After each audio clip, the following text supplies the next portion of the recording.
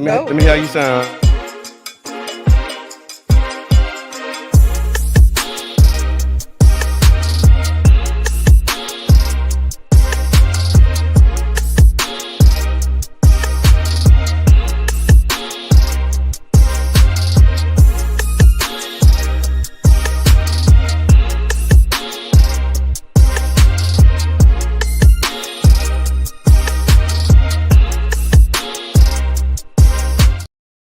You know who ain't got no breakfast? You ain't get breakfast? No. You gotta order in, man. you gotta do it. You gotta do it. I'll make sure I get some breakfast. Come on, we gotta put an order in. No, we finna go live. Make sure those words in front of you too, just on that microphone, because it's a Words are in front of you. see that? No, Yeah, words in front of it's like this. Like this one right here. See that? Bim. And then there you go. Right there. Look. You have a good day. I turned it, he turned it back. I turned it the way it's supposed to go, he turned it back. Good. Welcome to the Tampa Bay Breakfast Club. I'm your brother John. We live, y'all. What meal it is? We gonna start the show, y'all. Sign up. Let them know y'all signed up, and you get a free $5 meal. We starting, Q? No, we didn't. We have to keep a count. So you're letting us know how many people are going through. So we got a limit of how many people we can pay breakfast for. What's good? What I'm signing up for? Good morning. Okay, so y'all want to start over? Yes. Let's go Okay. ahead. Welcome to the Tampa Bay Breakfast Club. I'm your brother John. And this is Kiana. Don't you start. Put this down. And I'm the one and only Mr. Edmund. And we want to thank y'all for tuning in to the Tampa Bay Breakfast Club on location. We live right here at McCall. So y'all come on through, man. We doing free breakfast this morning. So y'all pull up, come holler at us. Yes, watch supplies last. They're going fast. These are some good breakfasts, y'all. Yes, Sure they are. is. Make sure we can. Yeah. So y'all come get it, man, because it's hot, it's ready, and they ready to serve. And yeah, man, it's Where's McCall's at? McCall's is 1828 49th Street South in the fabulous 49th Street Fusion 49th District. Okay. Yeah. In the Fusion. Don't know. Yeah, for the people who don't know, it's 1828 49th Street South. It's right here in the caption. So y'all make sure that y'all pull up, come holler at us, man. And we got it for you. Yeah, you know what? Today is Friday. No, today Wednesday. It feel like a Friday though. It does feel like a Friday. Today's Wednesday though. Yeah. So it's hump. Oh, Yeah. we're not even gonna talk about that. We're not entertaining. Oh, you losing your keys? No. Not lost. No. Yeah, you ain't lose your keys. No, I would never lose. Yeah, you didn't lose your keys. Yeah. So I'm sending out a help call. Okay. To the Tampa Bay Breakfast Club listeners. Okay. When you see Mr. Edmonds, say, did you go purchase an extra key? Yeah, let's find that out. Everybody just stay on his tail. Accountability. There we go. And we need him to go Okay. get a key. Get an extra key. Yeah. Did you get your key? Did you get your key? Find out if you actually did that thing, man.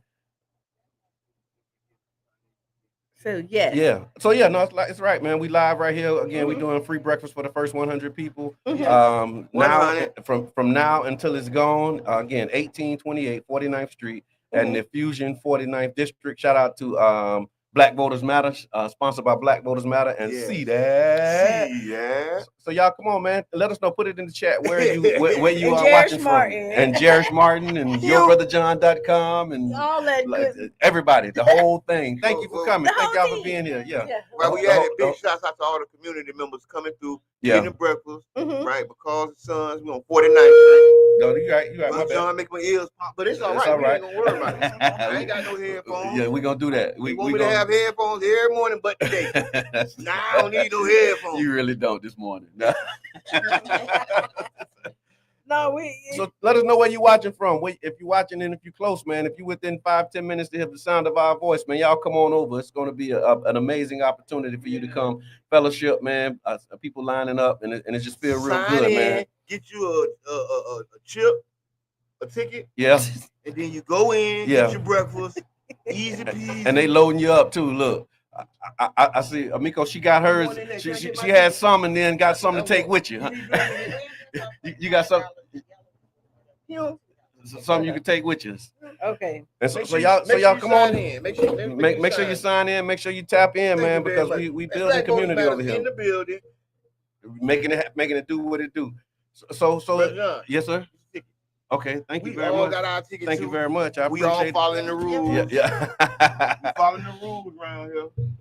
So here's the breakfast debate: pancakes or waffles?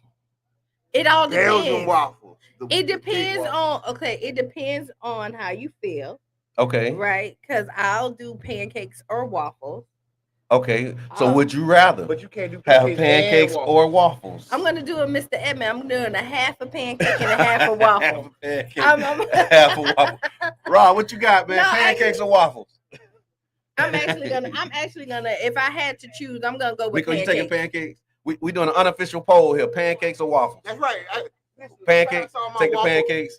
Pancakes or waffles, bro? Pancakes or waffles? Where you at? What you got? Which? No. Just if you had to choose between the two. Waffles. He go with the waffles. What you going? I'm gonna go with pancakes. I think I'm on team pancakes too. Have y'all ever had like Put it in the chat. Let us know what y'all doing. Pancake? No pumpkin. I think I did. Waffle House. Or Kissing Cousins, or like other places. I get some good. I had pumpkin pancakes. Yeah. They pumpkin pancakes. Yeah, they heavier. And it's nice, little sweet. And it got like a cinnamon taste to it. I'm telling you. It's a little heavy. That's my reaction to pumpkin pancakes. You gotta try it. Or sweet potato pancakes. Oh, I love sweet potato. No. Everything. I just like the regular. But I thought I did too until Until you tried it. Yes. It's like black. Yeah, you gotta. Yes. Once you try it, you never go back. You never go back. you never go back. You want to sign in to fill my life? Can you not do this on that? I am. I'm trying to go by the rules. Look, he's doing double duty. So Mr. Edmond on double duty. He's doing sign in and no, Mr. Edmond don't like to stay focused. Okay, thank you. Welcome. Thank you for coming. So let them know. Yeah, tag your friends. What you want me to post? Yes, please, and tag the Tampa Bay Breakfast Club. Go Tampa Bay Breakfast Club. I absolutely will. You go on there now. We live. We right now, and we'll shout you out as soon as you put it in the comments. That's what's up. Councilmember Gabison, thank you. Happy Thanksgiving. Yeah. I am grateful for all of you. Thank you. Have a blessed holiday. I probably should have had it where I could have read. There we go. Make it easy. Not brain signals for somebody to send us some coffee. Coffee inside. I was gonna say they got coffee inside. You got coffee on the inside. We got coffee on the inside. And then Ty said Grady McCall has the best pancakes, always good and fresh. Right here. Right here. You heard it here first, folks. McCall, that's the debate. So put it in the chat. Let us know. Pancakes or waffles? What's your preference? I don't need a lot of caffeine because I'm already loading up. He said he put out the bat signal to bring us some coffee, and then he said he don't need coffee. No, I need a little bit. I only need a little bit. I don't need a lot of coffee. You tough, man. You tough. I promise y'all, and I say this all the time, we cannot make this up. Absolutely cannot. Like we really we need somebody to bring me some coffee because I don't need no coffee. I don't need a lot of coffee. Okay, you need a little bit just a little sip, just a little sip to get everything moving. Like, have you ever had like the Cuban coffee and you just take the shot of it? I love that, yeah. And because it's already naturally sweet, it don't need that. You take it, but then you need some more. Nah, you can only do a shot of that. I need a 16-ounce latte of that, please. But you mix it with the stuff though. How you need a 16-ounce latte, please? Yeah, that's what you doing. No, I don't. No, I need. Mr. Edmond is a true Gemini, y'all. Yeah, for real. A really true. So it's Wednesday. Yes. What's on your mind Wednesday? So what's on your mind, Q? That sounds like you cooking? Yes, I am. Okay. We're doing you cook the whole thing, or you just cook like you done cooked already? We started like preparing. Come on, we black folks. You start cooking. I need a side tray. No. No. So I already told you what we're doing for Thanksgiving. Listen, I need a side tray full of beans, greens, hams, and tomatoes, and haters. That's everything. That ain't no side plate. I'm just singing a song. Look, Brother John is doing this on air, y'all. Don't worry, because when I do this on air, no, these logistics. That's all. When I do on air logistics, it's always something to be said. On air logistics, so that way we have that. Okay. Y'all keep going. Yeah. So no. So actually, what I'm thinking. I was here at 6:45. That's all. That's not. Look. That was shade. Because I got here at 7:20 and then had to go back home. And he wasn't here at 6:45. At 7:45, we were just getting started. So you've been here an hour before? That really was, because I'm in the group Mr. Edmond chat. time. That's Mr. Edmond time. He did one of your things. That was Edmondism. That was an Edmondism. All right, let's get back focused, fellas. Okay, so now hey, what's on your mind? No, so we were talking about Thanksgiving, right? Yeah. So what we're doing for Thanksgiving this year, we're doing Thanksgiving around the world, like passport to Thanksgiving. So what we ordered passports, because y'all know we're extra in my family. And so we got stamps and we got stickers. So as you go through the tables and taste your food, you get a stamp from the table. I got my passport. My table is New Orleans. So we're doing a big pot of gumbo. And we got some shrimp. We're gonna do some po' boys. So all New Orleans food. Then we got Mexican, and then we have traditional. We got Chinese. So what Mexicans eat on Thanksgiving? You just bring a Mexican dish. She said tacos. Yes, all of that. You know, so Mexican that's what we're doing. But no, it's everybody pick somewhere, and then we're doing traditional dishes from that country or place. So not turkey and so dressing. We do have turkey and dressing. So that's the American. So who got them? Whoever got the American Whoever table. got traditional. Okay. At Thanksgiving table will do all of that. Ham, jam, potatoes, green beans. That's the traditional table. And then like the macaroni and cheese is at the traditional table. And so you got New Orleans. What's on that table? What's on like? We're doing a big pot of gumbo. We got beignets. I think I'm saying that right. We got some po' boys. I don't know how to say it either. Which we're gonna do fried shrimp. Okay. And put the sauce and stuff on it and call it. That's our table. Okay, nice. And then we got Wingstop, which is a whole bunch of different wings. Man, y'all gonna be snoozing. I mean, it's all about the fun, and then so we're dressing up. That's a lot. Yeah. That's a lot. But when you're changing what it looks like, right? Yeah. What we're celebrating. Okay, I hear that. So what we're doing is we're bringing the fun back, and like as far as. Okay, now I see what you're doing. Like using the day to not do what you usually do on this day. Right. This ain't for the turkeys. Yeah, this ain't for the turkeys. This ain't for the ain't for the what was that? The doggone pilgrims and it's all about the fellowship and fun. That's right. Because we're real competitive. Like we don't pick the song, so when we walk in, it's gonna sound like New Orleans. Okay. And everything. We got some clothes. Wow. Yeah, y'all really doing a whole lot. I feel like I'm cheating myself and my family. She said extra. Extra. Yeah. Mr. Edmond, what's your flavor for the holiday? I'm going around picking up size. I need some ham, jams, graham jams, tomatoes. So you doing the rounds? You making. So are you cooking anything? Oh no. You cooking anything? I don't cook. I'm picking up. I'm eating everything though. I'm picking up. Yeah. I'm picking up and dropping off. Yeah, I'm not. And then everybody's starting to do their own tradition. So grown kids, married. With children, so they got their own Thanksgiving day. So they got their own Thanksgiving thing, and then they still pull up, grab a plate, and go. But as far as everybody coming and doing it all together. So do you think? Can I ask you? So like how like everybody started their own tradition. Do you think like family time is important? Like trying to keep those kind of traditions together, so you have the fellowship with the families, or like then. Yeah, no, we do it just on different days. Okay. And so. Like we have, we was doing this thing. It was like a Friday night done right. We did it for like every other Friday. We was so family would come together like every other Friday, and then we would just get together. It wasn't like the extended family, but like my immediate family. They would all just come over on Fridays, and it was every other Friday because my wife was working every other weekend. Okay. And so we would just hang out, on Fridays on the porch or either in the living room. We just all get together, man. And, you know what I mean? So it's. Like you said, creating new traditions and new experiences so that you don't have to wait for a holiday. You know what I'm saying? So we ain't waiting on holidays to celebrate with the family? You ain't got to wait on a holiday. No, you don't. If you know us, it's them colonial rules. No, you don't. I mean, it's good when you get a day off to do it, but if not, you off on the weekend, pull up, man. You know what our rule is?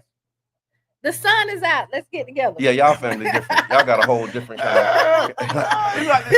like the sun that came out today, y'all. Come on y'all come on over. We doing something today. What we doing? I don't know. Come on. But you know what? You remember we was doing the luau's, right? So we did. I remember the luau. I came to the luau. I did a DJ. That was my first DJ. Oh my God, yeah.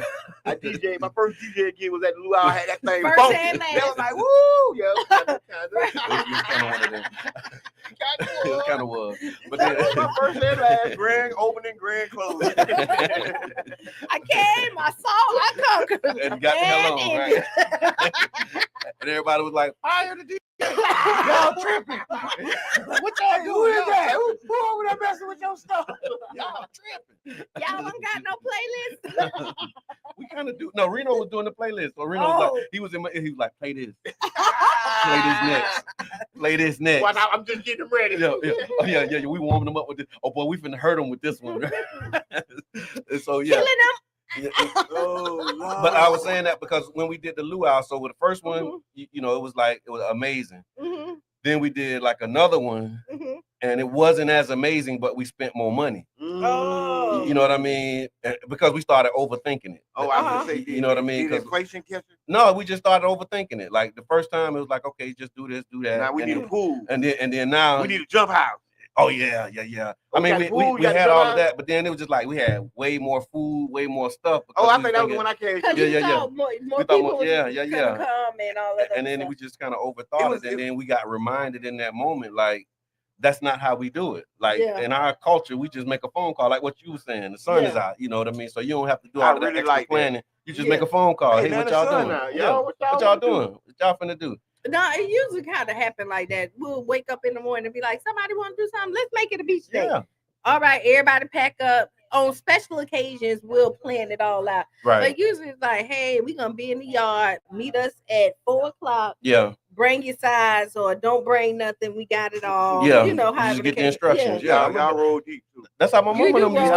I remember my mama would call me and she was like, what y'all doing? We like, we ain't doing nothing. She said, I want to play some cards. And we come down, we play cards.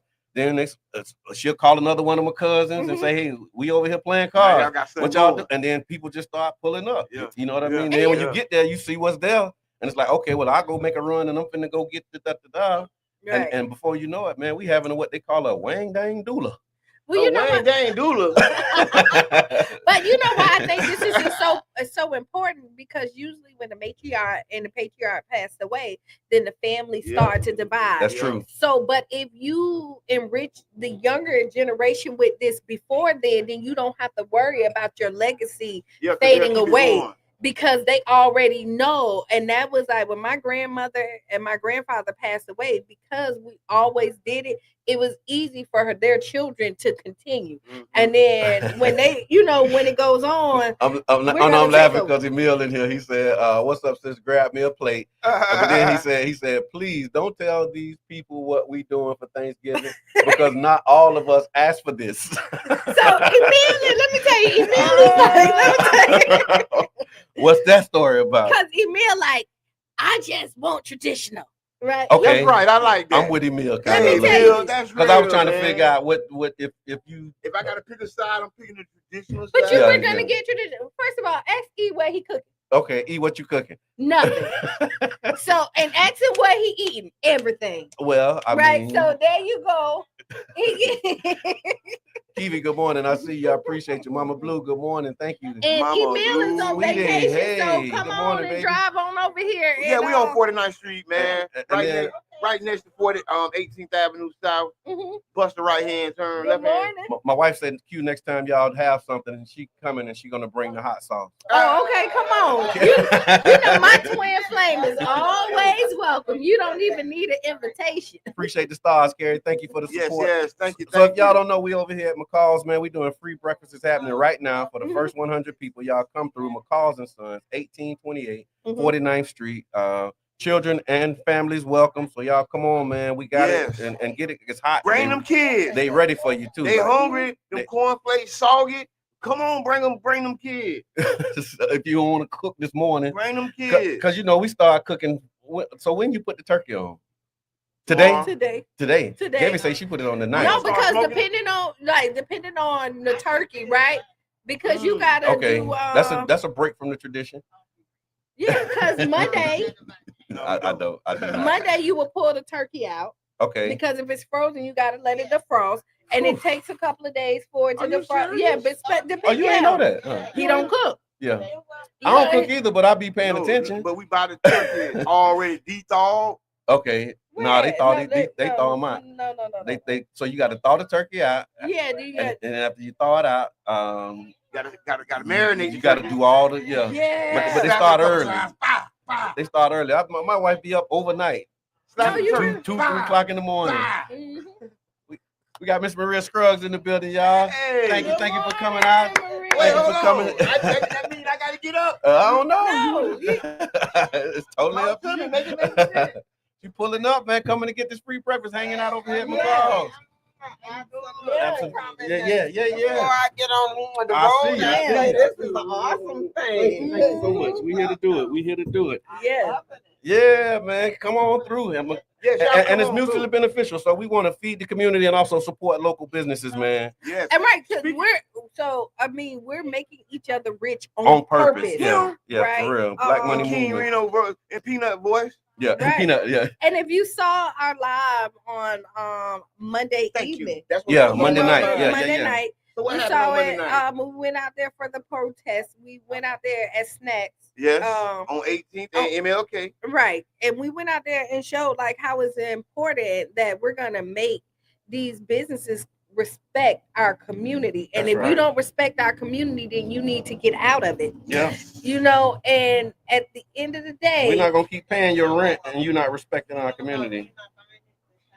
Yes, we're talking about we're not buying it. Because that's And I want to definitely big shots out to Q. Came out, she hold it down with the interviews, asking people, why y'all out here? Why it's important for you to be out here? Mm-hmm. And some of the people main thing was, hey man, we need to be respected in our community. And a lot, you know what? We don't need to be price gouged. We don't need to be paying $9 for a loaf of bread. That's $2 at the dollar store.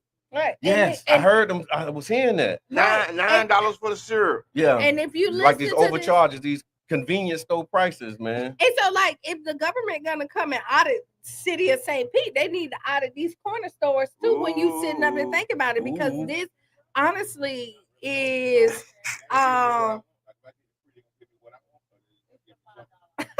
see, and listen, that's all right. This is our people, right? Because there's nothing like us. Yeah, you know it. Because if you give it to me free, I ain't gonna get what I want, and I need to just go get what I need. But that's fine. And you still can do that. That's still a strong ability of yours to still come in and purchase, right? We did buy some meals for families, kids, and citizens. Mm-hmm. So we ain't got no, you got to do this, you got to be that. Yeah. Sign a sign-in sheet, get a little red ticket, and get you a $5 holler. Get the kids a $2 holler. Right, because we do have $2 tickets and we got $5 and we making our community rich on purpose. We dealing with businesses within our Mr. Bruce, what's up, man? Y'all get your photography done by Mr. Bruce.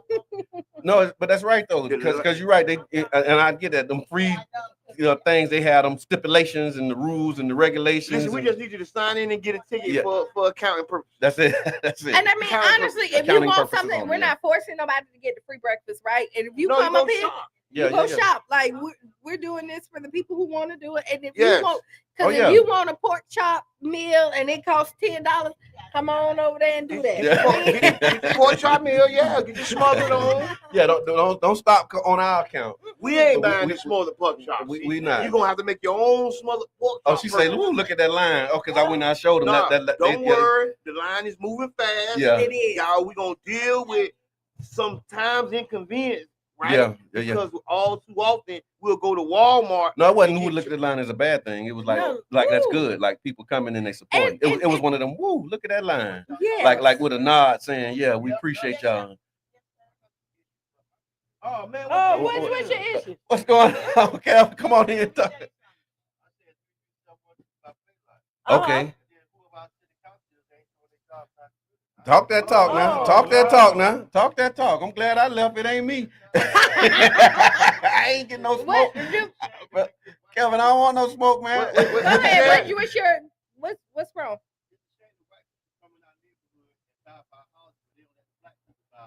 That's right. That's right. Another thing that we got dirty, the neighborhood just looks dirty. Okay. I mean, why can't they come and clean up our neighborhood? We got homeless people living in our part that the kids can't go and play in. Yeah. And then the city, I work for the county, the city don't come and clean up our neighborhood. I mean, trash all over. You got people got 4 or 5 cars sitting working in the yard. In the yard. If you go to the north side, you ain't gonna have that.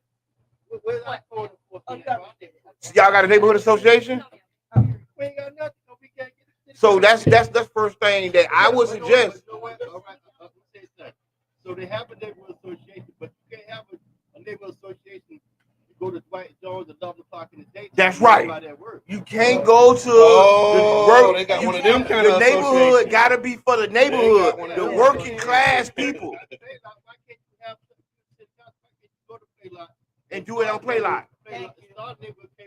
At play lot association in the evening time when everybody off work. And I thank you for that, because one of the things that when I first got involved, it was always daytime meetings, because honestly, people doing it while they work or on their leisure time. And a lot of times they didn't think about the people who get off work at 6 o'clock, 5:30. You think it was common sense, but we had to bring that up time and time again. Hey, we ain't finna have this meeting at 11 o'clock. We got to have it at 6 so people who getting off work can be there. Right. And you got to be intentional about that.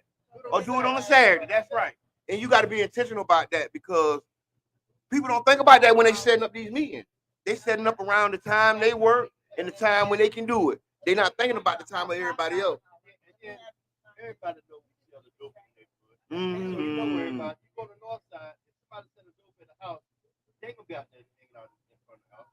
But on the south side, you can sell dope in the house and everybody hanging out in the house. The police ride up and down the main street. I work, like I said, I work for the county. The county up there, Bel Air, those sheriffs ride up and down the side street. Wow. Our police don't ride down the side street. You ride down 18, 15, or 2nd Avenue. They don't go down to the side road and check and see why all these guys sit out here in the yard. What the code enforcement at? You touching on some real issues, man. We out here, we talking about real issues community got, right? And sometimes we got to do the work. We do. And so we're listening to this citizen, and 33712 he said, right? 01. 01 he said? No, he was by play lot, right? So what you're looking at, so here you go. First, find out your neighborhood association. If you don't have a neighborhood association, start one. It's okay for you to start one. And we were talking about that, right? The need to have more neighborhood associations, because a lot of the Southside neighborhood associations are dormant, right? And what that means is that there is an association, but there's no president, no vice president. There's nobody taking control of the neighborhood. I want to give a big shout out to Antonio Brown, 13th Street Heights, right? It wasn't no 13th Street Heights. It was dormant. The elderly ladies was moving on with what they was doing in life, right? He stepped up and revitalized 13th Street Heights. Right now, it's being done by another operation, another organization. That's another conversation, right? That's another conversation. But I'm talking about what spurred the kickoff. Right? It was a neighborhood person who lived in the neighborhood who went and started his neighborhood association. He got a vice president, he got a secretary, and then they went down to the city and said, "We having meetings at Enoch." Right. And it was up from there. And we got to do that more often. We got to do it for the community. Right, we do. What's up? What's up, my brother? Oh man, nothing but love, respect, man. Joe, what's good, man? What's up, Joe? That's it with you, brother. You know, I keep y'all on it, boy. I appreciate you, man. Man, thank you, Thank you for that. Thank you for that. It's love, man. It's real love out here, y'all. So y'all come over. I mean, you see what's happening. We're doing free breakfast right now at McCall's. First 100 people to come. You're a little shorter. We less than 100, so y'all keep coming. I'm gonna go take a break and go get me one. You're not taking 1828 49th Street. 49th Street. Cognizant of life. Self-preservation. I'm hungry. Yeah, self-preservation is the first law of nature. And self-determination. Big shots out to One Community Grocery Co-op. I'm looking at a sign right here. Oh yeah, absolutely. Self-determination. That's what's needed in our community. We're gonna have to do for ourselves, and we're gonna be the ones that have to pay for some meals for people. All right. So let's do this. Let's do the grits debate. Okay. Sugar or salt? Salt. If you put sugar in your grits, I am worried about you. Man, don't put none of that in my grits. Gabby, what you doing? Salt. Salt. No sugar. Sugar is cream of wheat. Yeah. But that's the thing. Everybody I talk to is salt. Like, so I think I know one person. No, I'm not a come on, man. Sugar I'm is offended. more like that's I'm more offended. up north because they don't really. That ain't a South thing. So. But when my mom was from Philly, my dad. Turn that around, Mr. Edmond. So. Keep going. Up there, we had cream of wheat. When we came every summer, we had grits with salt. Yes. And what even make that a debate? Like who even? Because some people put salt and pepper. Yeah. That's real. With butter. Listen, with butter. I'm gonna tell y'all pepper butter with the eggs and cheese. You do cheese on your grits? Come on, I do cheese. I'm gonna tell you the secret recipe. No milk. Milk. You can do milk. Milk and grits. I'm staying away so from when milk. you make them, no. A lot of people make them. Okay, they make them. Yes, that's what makes it creamy. You right. Okay. I like a little milk in mine. Okay. And it gives it that nice smooth thick look that you're looking hold for. it together. Yeah, it does. Okay, so that's new on me. I missed that and part. I'm gonna say you gotta add some jelly. Okay. You know when you had a jelly, add a little jelly to the grits. So he's the sugar person. No if sugar. You add jelly. Jelly and grits. Add the jelly. Like when you have a biscuit. I ain't never ever put half the jelly on your biscuit and put the other half in the grit. Okay, I got the jelly on the biscuit. I ain't never mix it with the grits. Put the other half in the grit. But we definitely not doing sugar on grits. No around sugar. here. We don't do that around here. No.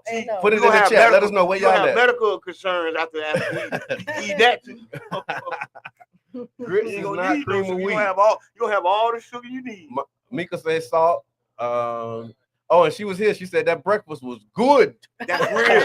Miko, thank you for pulling up. She was here early too. Well, I won't say early. She was here on time. Right on time. Hey, Dries, I see you, man. Appreciate you, brother. Y'all make sure y'all tune in Monday. We're gonna have a special conversation about nursing. We're not doing that on Monday. We're doing it on Wednesday. Yeah. But tune in on Monday anyway. Y'all tune in on Monday. And I'm gonna tell you, but that ain't what we're gonna be talking about when we get there on Monday. And they got a good line going too, man. We're gonna give you a trailer load. But we need y'all to engage, man. Put it in the chat. Let us know what you doing. That's right. We got 34 meals out the door, man. We got how many more to go? Yeah, there we go. Okay, thank you for that. 67. So, Chandra, what's good? Shout out to Urban Drinkery. Yes, man. Good morning, my That's people. Love McCall. Right? I don't know. Look. Yeah, we are. We actually. We scheduled. I ain't know that. Yeah. See, I ain't know. I like how you get your updates. I get my updates live right here on the air. That's how we do it. It would have been a conversation, but stay ready, and then you don't gotta get ready when you stay ready. And look, we got the president of the Wildwood Heights Neighborhood Association and family pulling up. Thank you so much for pulling up on us, coming to get this free breakfast. That's right. Cat say salt, butter, and lots of black pepper. Hey man, big shouts out to Super Cat, man. Yeah, I'm with that too. We heart the 90s, man. We finna turn up. I got my cane gold ready. I got my big gazelle glasses. I'm gonna be in full mode. For the I Heart the 90s. Mm-hmm. Yeah, that's Saturday. Saturday. God, so it's gonna be a week, man. I want to talk about how fast this year went by. Okay. Did this year go by fast to you, or is it just me? We're looking at the end of the year. We at the last month of the year. Did you get your resolution done? Or are you resetting your resolution from last year for this year? I'm still working to watch them. Yeah, I'm still working on it. I'm still I'm doing good. I'm tracking pretty decent on mine. I'm tracking pretty decent on mine. I'm gonna tell you, this year has been I'm not mad at this year. Let me say that. Yeah. There's some years that I done been mad. You ready for it to go? 2024. Yeah, you was ready for it to leave, right? 2024. I think we had the broom like the Sandman. No. That was no. It was 2023. 23 was a tough one. 23 was real bad because we were afraid to step into 2024. I remember 24. I wasn't scared. I remember it was like some boy. If this what you got. But you know what though, for me, for me, New Year's is always exciting. I like this time of year. I like the New Year because of like all of the like stuff like this. You know what I mean? Like how we out here, giving away the meals. This past weekend they was giving away turkeys, like the charity, that spirit, that energy of like just love, support, helping people. Like that's the. Oh, you like the New Year? I like the holiday spirit. Yeah, the holiday spirit. Now, when you talk about the holiday meanings and the the paganism, like all of the. I mean, we know the history, the colonial stuff, but I'm all right with a little pagan. But the spirit of it is what it is. Appreciate you, man. Thank y'all so much. A little pagan here, a little pagan there. A little pagan. You don't mind a little paganism? I can double done. This boy is crazy. Double done. You don't mind a little paganism, huh? I take a little paganism on the side. Yeah, look, a little bit here, a little bit there. It ain't gonna kill nobody. This man is crazy for real. Like I'm thinking we might need to have you talk to somebody. No, I've been talking to somebody. No. I think you might be talking to the wrong person. Yeah, that's right. Talk to somebody else. Hey, listen, November is Mental Health Month. I want you to try something for me. Turn that sideways. Just turn it sideways. Just try that. See, I ain't gonna worry about it. See how that sound now? Because we programming on there. We do this all the time. You see how that goes? No, I do. Yeah, thank you. I kind of got an idea how it works. This is not the mic to give to me. You should have known. I thought this problem. I hear you. My God. Every obstacle is another hurdle that I gotta jump. Yes. No, it's just compliance ain't your thing. It really not, because before we even went on air, he did just like this. I turned it. I turned it, and he turned it right back. And now, and see, this is why he don't follow, because he doesn't. He get distracted so quick. Yeah, look. Like, cause I'm talking to you and you have a whole nother conversation. I'm sorry. No, we in the field. That's how I go down. Well, I'm telling you, I get up and walk off. That's how y'all be like, "What are you doing?" Just chill, doing me. No, but that's how I before go we down even started, he changed it and said, "Jamal, it need to be clear instructions." As soon as he did it, he turned it. As soon as he took his hand away, he turned it right back. Yeah, but that's all right though. Thank y'all for pulling up on us. This is the Tampa Bay Breakfast Club. We're doing free meals for the first 100 people. So y'all go ahead and sign in. Once you sign in, go and let them know. Yeah. I want to say big shouts out to Black Voters Matter. Thank you for coming through for the community. Yes. Right. Big shouts out to see that the Community Development and Training Center. See that for being in place and on time. That's right. Because I don't know what I'd do without them people. Appreciate you, James. James Swain came through, man. Yes, man. Big shouts out to James, man. The whole always supporting. Silver Lake Boys Association, man. Y'all definitely was an inspiration for me. Yes. In this community work. I was watching from afar, right? But I was definitely like, hey, man, them brothers doing something. That's right. Right. Yeah. And it was a little spark. We was over here doing something. I ain't saying it was either or, but it was watching them. The Silver Lake boys do their thing the way they did it, gave me a little spark in my back. Like, okay, you know what I'm saying? We ain't out here by ourselves. Yeah, because they was doing like Stop the Violence thing. They had like Halloween for and the they children. were doing it unconventionally. Yes. Right? Yeah. So that was an option that they took to not go under the umbrella of the city's structure. Yeah, it was a lot of BS. Yeah. Right? People, people didn't want to deal with the BS. It could be more neighborhoods up right now if the BS wasn't in place. Right. But that's another conversation.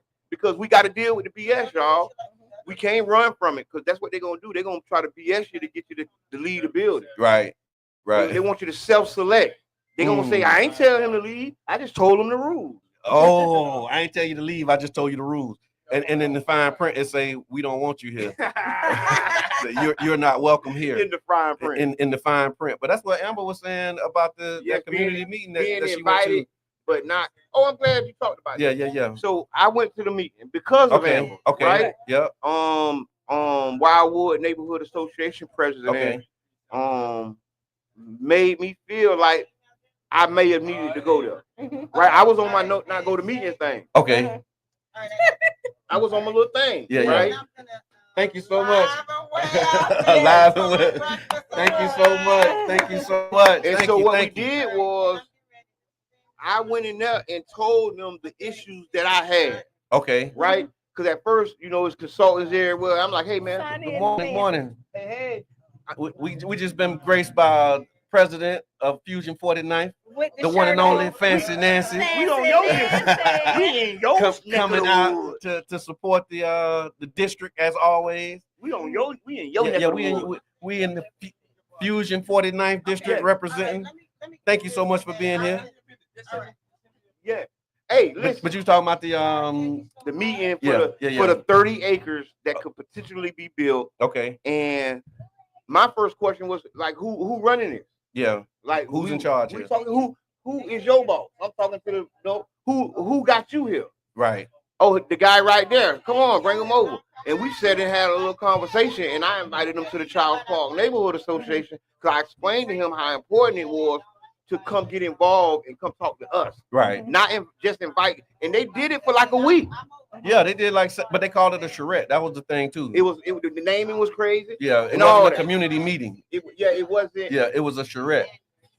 But But you know what you look at is the disconnect from like the community, because somebody thought that was a good name. Oh yeah. You know what I mean? Yeah. And it was like, oh, this was you know how like you come up with something, you be like, oh, we're gonna kill them with that. Yeah, that's right. So somebody doing a meeting, let's do a charrette. Yeah, and they was like, yay, that's a great idea. That's a great idea. And you'll see the disconnect Yeah. because we might have would have said it's a party. You know what I mean? And just knowing like whatever lingo or however we would have spent it. Right. And then somebody else on the other side would have been like, what are they talking about? Yeah. You know, so we definitely have to find a middle ground when you're looking at this, because our neighborhoods are being integrated. Oh, right? Listen. Right in front of our They face. are here. They own the property like Brother Man was just talking about. Yeah. And a lot of times it's easier for them to get to these properties. Right. Yeah. The way systematic racism is set up, a lot of times, you know, white people have a more of an opportunity, right? And that's why they come to these black neighborhoods, because the property is a bigger opportunity for them. Right. Right. That's why they even call them opportunity zones. Listen, I'm just And then telling you how the ball bounce. Yeah, you're right, bro. We couldn't have handled that one. I see you. I see what you're walking out of there with. Yes, sir. Respect. He got two hands full. Now he's a barbecue man too. He's right across the street from 18th. Okay. Across from Oh, Snacks. yeah, they set up. Oh, yes, sir. Over there, so go ahead. Sir. We making each other rich on purpose, man. We gotta shout you out, brother. Yes, 18th, man. Y'all know right there on MLK. Yeah. Y'all be seeing it smoking. Yeah, him and Will. Yep. They do their thing. Thank you for that. Yeah. That's So right. I know he looked familiar. I just couldn't put my finger on it. I thought it was from the neighborhood or something. yeah, Okay. no. Okay. Yeah, But you know that what pork. Boy, I used to eat Willie. I used to eat that pork. Boy.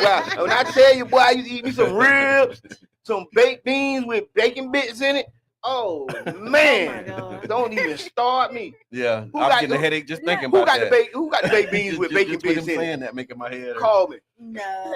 But you know what? So back to like buying up the opportunity. Yeah. Another thing is that we have a mistrust for each other, right?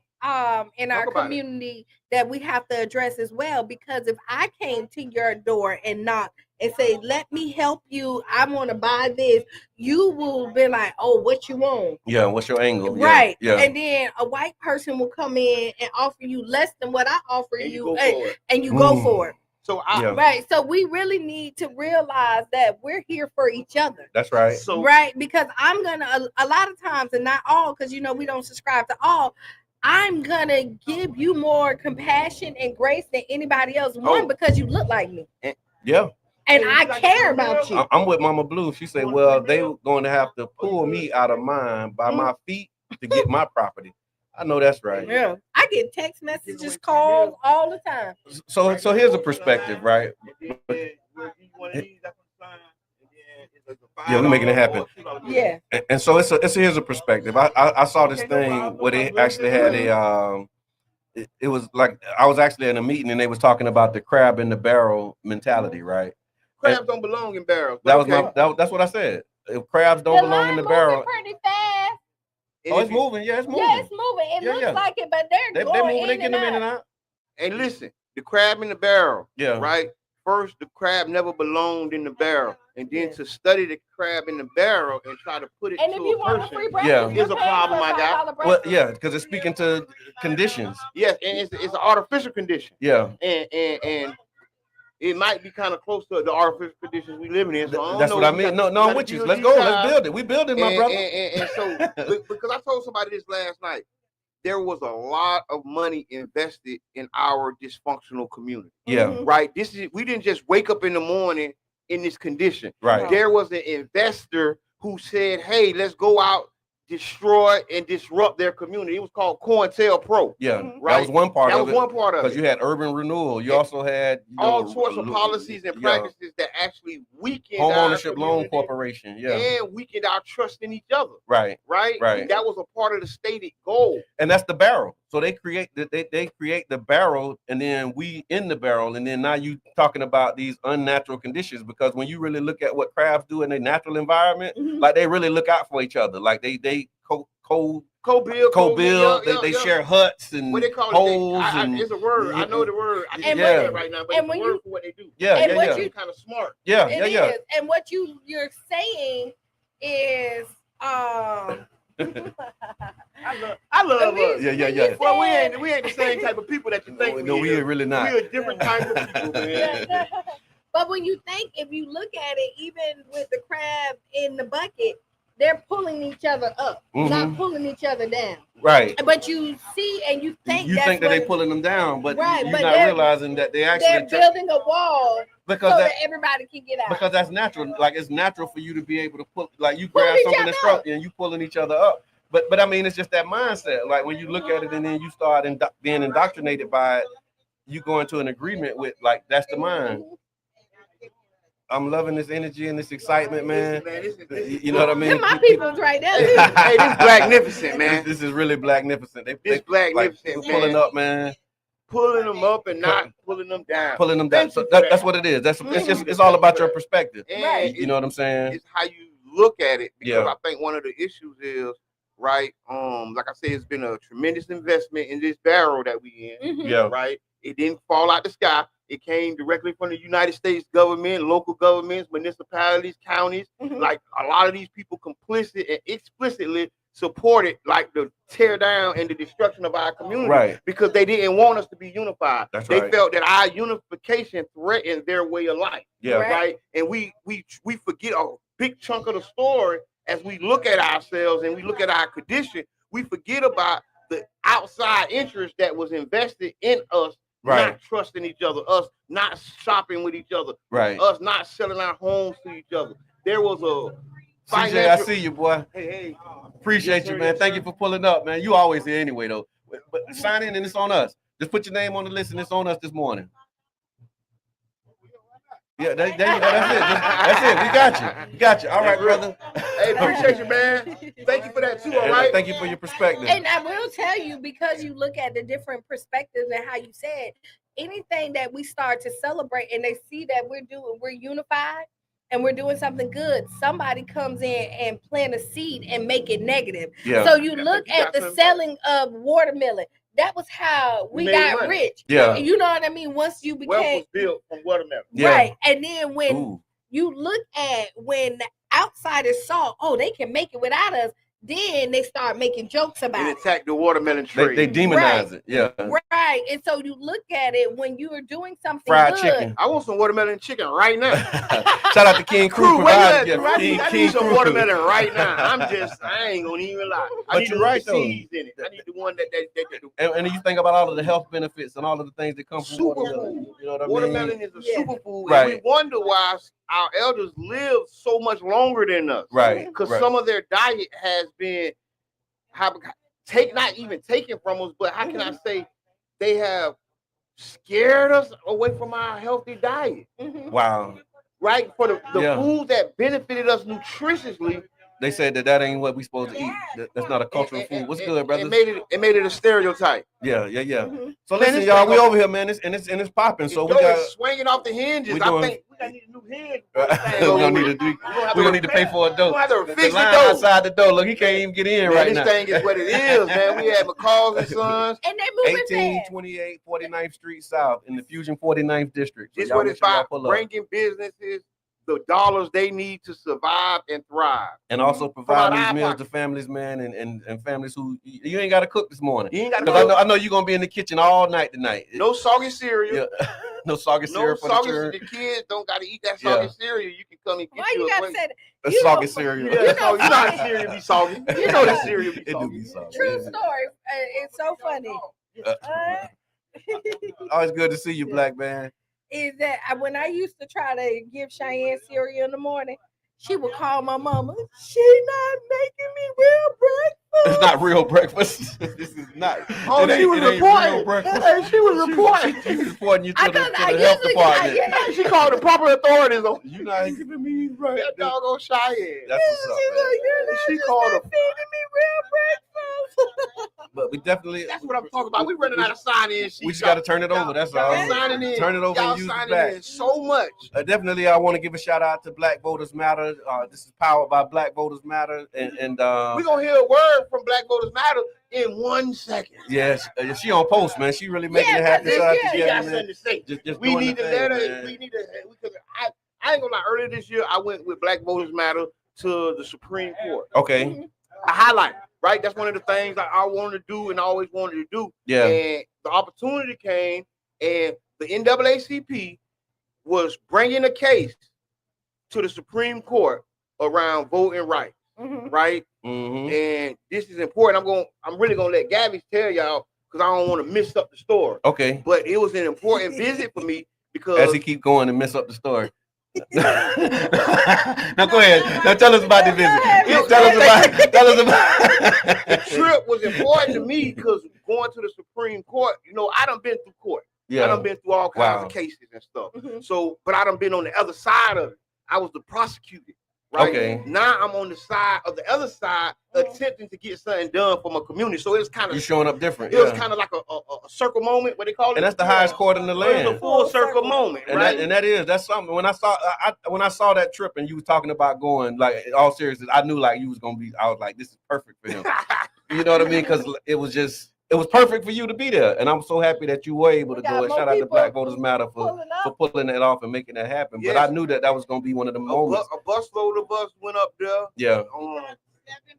7 buses to the Supreme Court. I'm sorry, 8 buses from 7 states. 8 buses from 7 states to go to the Supreme Court. Listen, and to hear this argument, the argument, and so I ended up listening to Ketanji Jackson Brown. Ketanji Brown Jackson. Yeah. I end up listening to her like dissent. That's what they call it, right? Yeah. They call it a dissent when you're not going with it. And I listened to her dissent. The lady really laid it out. They're using Dr. Martin Luther King's words. Yeah. In this case. Yeah. And saying that Dr. Martin Luther King wouldn't have wanted the white man to be discriminated against. Yeah, I heard them saying that. I saw that they actually put that in their memo. Ketanji Brown literally was like, this is absurd. Yeah. How dare you? Like how y'all trying this double talk? She calling it out. Yeah. Like how y'all, this is not what he was talking about. Yeah. And now y'all using it in y'all case that's made it to the Supreme Court. And he said that we should be judged by the content of our character, not the color of our skin. I heard them when they were saying that foolishness. It's true, but they take it out of context. But this is the problem. You're taking a speech and trying to put it into legislation. Ooh.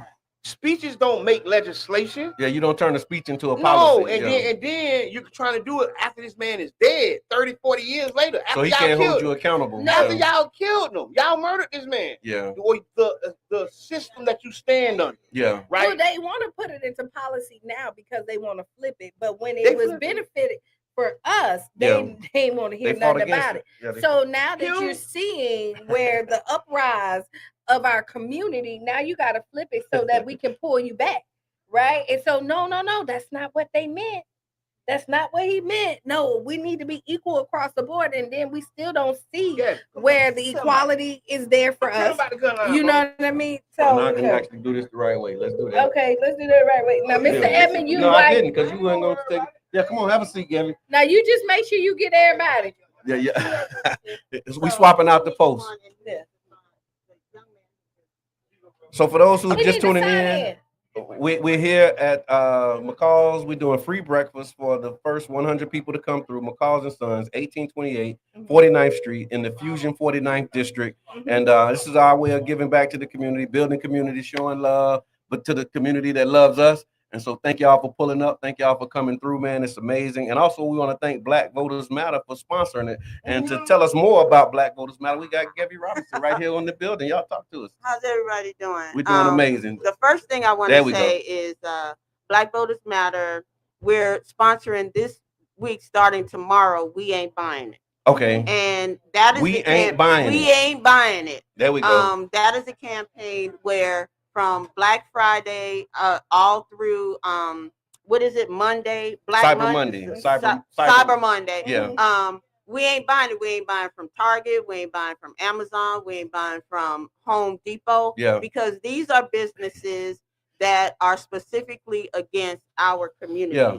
And so we see with Target now, since the Target fast, the Target boycott, they're talking about bankruptcy.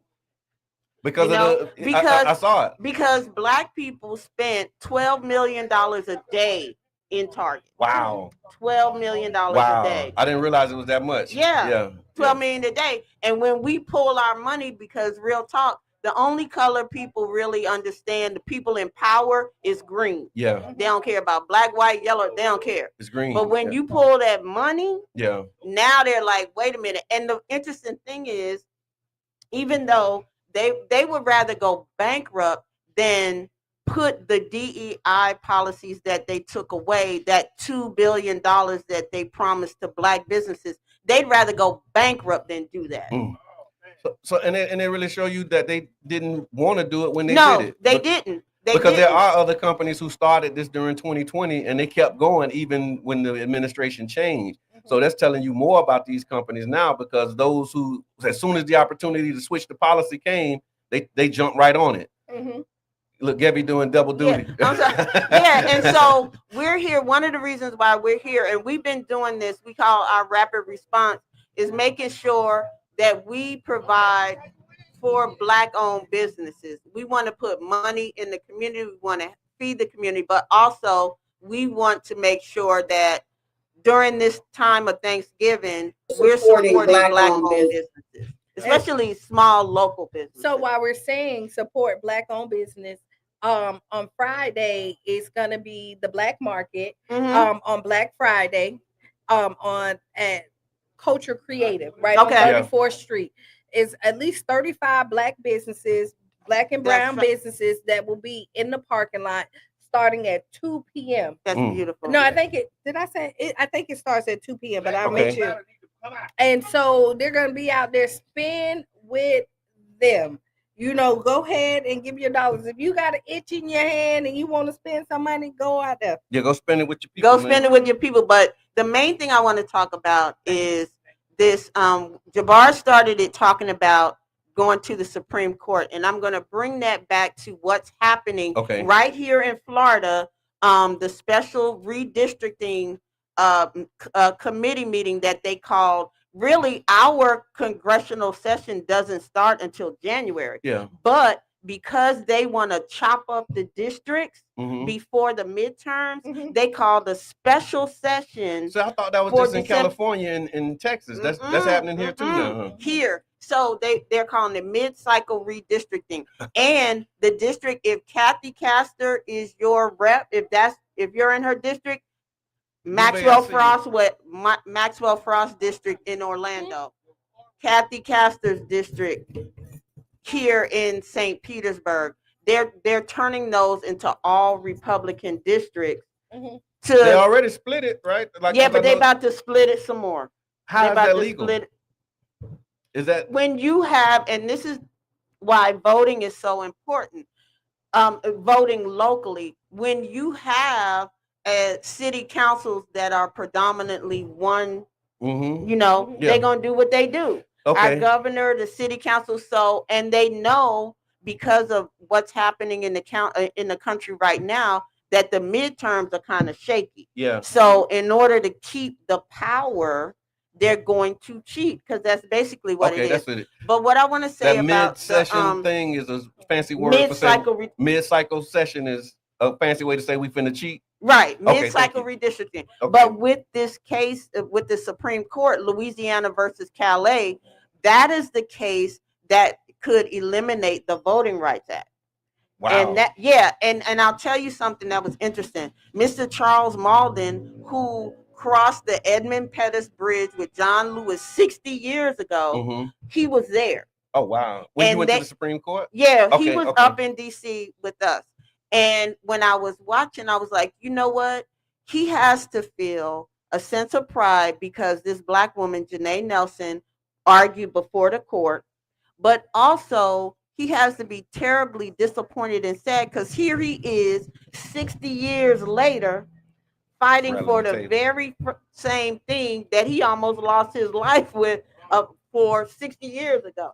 So let me ask you this, because this is a question. Why does it always have to be renewed? Like, why isn't it just like the law of the land? Us. Okay. Because it's black folks. Thank you. And this is why voting, for everybody who doesn't vote or who thinks your vote doesn't matter, if black people's vote didn't matter, they wouldn't try so hard to keep us from voting. Yeah. Right. But when we vote, when we raise our voices, I always say the power of the people is more powerful than the people in power. That's right. The power of the people is more powerful than the people in power. We just have to know that. Yeah. We just have to know that. I mean, you're seeing it with Target. We pull our money. This isn't a predominantly white. No, black folks said, no, we just not doing that. And now they about to go bankrupt. Yeah. And I love Target. I ain't even gonna so lie. it was a sacrifice for you. It was. I'm not even gonna lie. Y'all look at my face. It was a sad. I had to mourn it. Yeah. I sat in the parking lot and say, I ain't doing it. I can't do it. I'm standing with my people. You know, I went in for my last time. Okay. And I looked around, bought my last little thing, and then I sat in the parking lot and said, bye. That's it. We not doing this no more. Yeah. Target. This relationship is over. Right. And it was hard because like they had so many good products and I love the diversity of it, right? But that was the thing that they stopped. Right. But But the thing is, these same businesses should have a website. Like I used to go get the lip bar. I love their matte lipstick. Mm-hmm. They were in Target. I don't go to Target. I go to their website and get it. Right. It's black owned, you know. So thank you so much. Y'all make sure that you follow the Tampa Bay Breakfast Club on Facebook. Go to facebook.com Tampa Bay Breakfast Club. But okay, thank you. And go live and tell them we out here because we still got about 50 more to do. Or maybe 20. So we got 20 more of y'all. Come on, get. I don't come get it. I'm sorry, I did. You're right. I don't know why. So now I just want to say this. Sorry to interrupt, but I want to remind people again. We over here. We're doing free breakfast right now for the first 100 people. Mm-hmm. Y'all come through. We're at McCall's and Sons, 1828 49th Street South, and it's being brought to you by CDAT as well as Black Voters Matter, and we have Gevy from Black Voters Matter giving us the 411 on what's really happening in the country right now. And with Project 2025, I want to nothing that is happening now is everything that's happening now is in Project 2025. Mm-hmm. And for people, and actually there's a Project 2025 tracker. I wrote a column that's in the weekly calendar and I put that tracker in it so we can keep track of what's happening. So Project 2025 is 48% complete already. Wow. But we haven't even gotten to the worst part. Okay. And I want to explain what's happening with SNAP, because removing SNAP, that's one of the things that's in Project 2025, but it's deeper than that. Mm. So one of the things that's in there, they don't mention SNAP specifically, but they do talk about children who they consider to be neglected or abused, taking those children out of the homes they're in and putting them in homes with traditional married people. Oh, wow. Yeah. So if your child does not have enough food, that is considered neglect and in some instances physical abuse. So it's the setup. So we're going to starve you and then say that you can't eat. We're going to take your SNAP and then say, so we can take your children. And so we just have to be aware of what's happening. Understand, I've started an initiative, which you all will hear more about in the coming year. I call it Snap into Gardening. Okay. Where I'm partnering with different community gardens. We're going to be, I have a farmer, Mr. Gunt. He does the greens for the Collard Green Festival. Okay. He's going to come show people how to plant food, grow things. So if you don't have SNAP, because the government is only open until January 30th. That's right. And so on January 30th, it could very well shut down and it's again. Gonna start this whole it cycle start again. Yeah. Plus, they're making people on Snap reapply. I saw that too. And what's the gag? What's the gag behind that? Why do you think they're making people reapply? Because there's the limitations are going to be so strict that a lot more people aren't going to be. Again, it goes back to taking your kid. Okay, you can't be on Snap. You're not going to make enough money to do what you need to do. You can't take care of your responsibility. Let's come take these kids. Let's come do, and it's all planned out.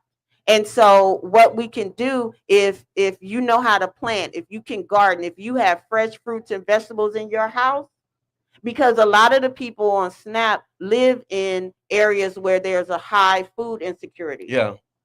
That's, again, intentional. Yeah. It's by design. It's by design. And there's going to be a lot of restrictions that's coming along. And to your point about Target, we got a comment on here. Kiwi Love says, I love Target jeans for my son. I had a gift card after I had the twins. I went in there and the energy was so awkward. I just knew I wasn't supposed to be in there.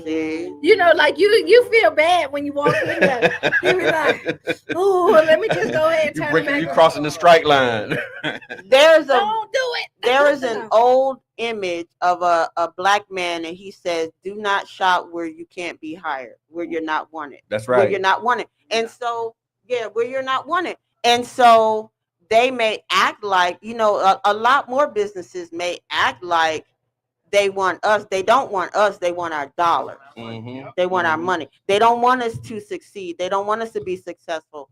Yeah. One of the things we did when we were up at the Supreme Court was dance. Okay. There was line dancing and everything, because what you're not going to do is take our joy.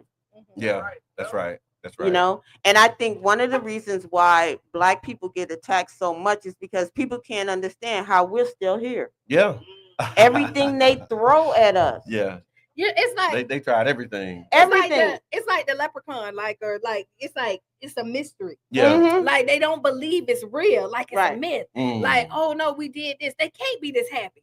No, they really can't love each other that much. Yeah. No, they really and they plant these seeds that we don't get along. Right.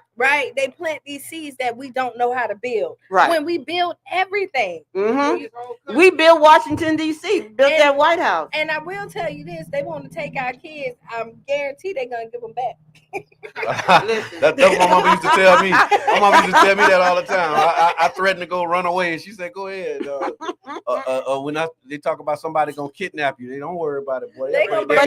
But it goes back to slavery and separating the Black family. Mm-hmm. Like none of this is new, and our power is going to be the knowledge of it and educating ourselves, understanding the games that's being played, and overcoming them, because it's not really new. They're trying to think of new ways to approach it, but what they're doing isn't new. Yeah, right. No, it's not new, because then when you see the progress, then their job is to pull us back. Right. You saw when Obama was in office, Black marriages rose.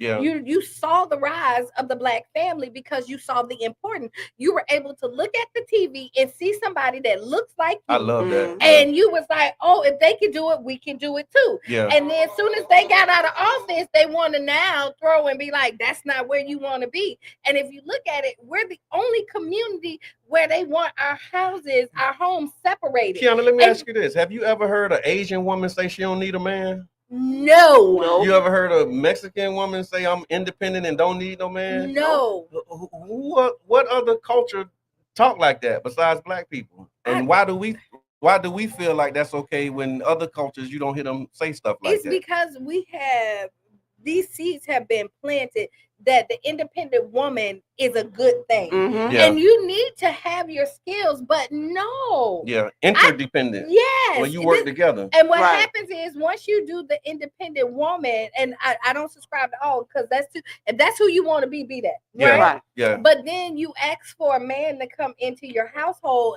but then you want to still run everything. Right? And then we have men who think that submission is that I'm supposed to bow down to everything you say. And so when you look at it, the miseducation of all these words, divide our families. Right. But when you look at submission, if a man submit to his wife, the woman is gonna naturally submit to him. Mm-hmm. You know what I mean? And so you look at that. it does. No, it does. And actually, you say that. no, you talking to look. I'm the Yes, daughter, when I say that granddaughter, in the Bible, and great granddaughter of preachers. No, actually, what it says, the man is commanded to love.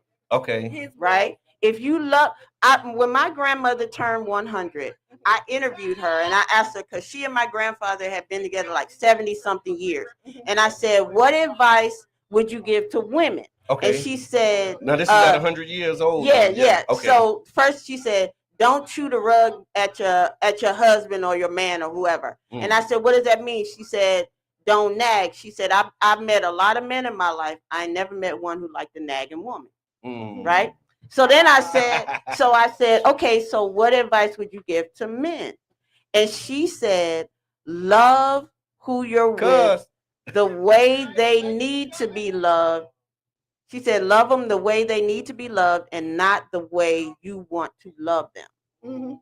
She says, sometimes it's the same thing, but most of the time it is. Yeah, she said, you got to love them the way they need and not how you want to do it. So based upon the need, not the want. Right. What they need, not what you want. Yeah, not what you want. Because it's the way you want to do it. Right. But that may not be what they need. Right. Okay. And I subscribe to that, and you've heard us talk about this before. I don't give gifts on what I think you want. Like, I give it on what you say you want. Right. Okay. Right. Because if I'm a party person, but if you're not a party person, there's no reason for me to throw you a surprise party. Right. Because that's not what you want. Exactly. But if a nice vacation on the beach by yourself I know that's gonna make you happy, that's what I should give you. Right. Yeah. You know, but we get it mixed up. Like, we saw a video and the man was really upset, and then he asked his wife or girlfriend, fiance or whatever, he asked for a Rolex or something like, and she bought property. Okay. Right. And he was like, that ain't what I asked for. And she was like, well, this is for us. And then I thought about it. If he asked for a Rolex, that means y'all can afford the property 9 times out of 10.